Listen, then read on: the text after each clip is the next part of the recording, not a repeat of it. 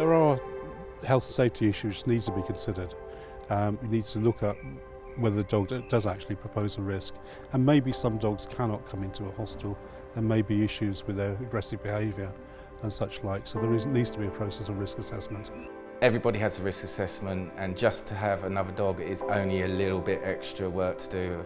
I've always sat down with the person coming in and asked them to do risk assessment, because they know that animal better than I do. They are generally honest, because they generally want to get in somewhere, if it's in the middle of winter, they want somewhere warm and dry, and they will work with you. We need also to think about the management of issues like the noise, and that again is about being clear about the owner having to take responsibility, and that there could be sanctions if they don't take that responsibility and look after the dog properly. There will be issues around possibly insurance, which needs to be looked at, notifying the insurers that we do take dogs. Probably the first step is to really just think about how many dogs you want to take. Starting at a low number is probably best, so thinking 1 or 2, and then learning from having those 1 or 2 dogs and see where it goes from there. We don't allow people to acquire dogs or any pets after they've moved into the project. What we do is that we allow people who've got an established relationship with a dog to bring them into the project. The hostel will need to think about what areas dogs are allowed in. You may want to consider how many dogs you want on a particular floor. Also, whether dogs need to be on a lead or not within the project. So these are the type of things that need to be considered.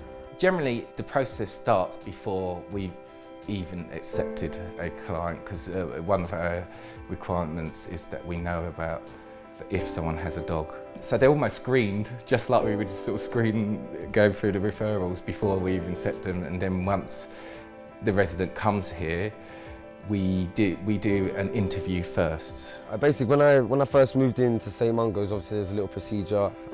Went in for a little interview. They have to see what he's like as well, you know.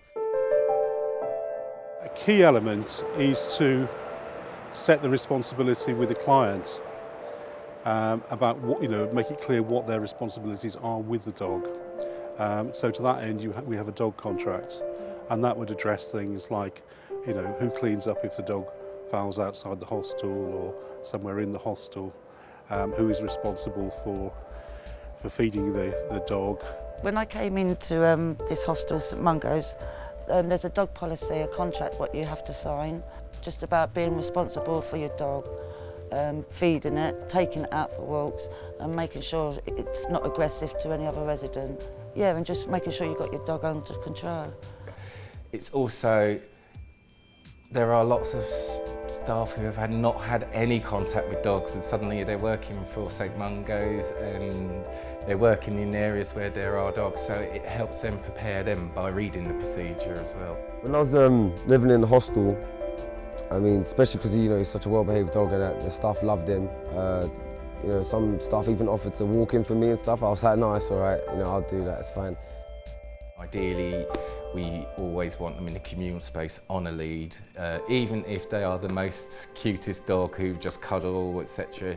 You have to be mindful that it is a public space as well. So, if we know that a dog is not necessarily great around other dogs or humans, then we would put it to that resident that they would perhaps need to put a muzzle on them when they're in a public space.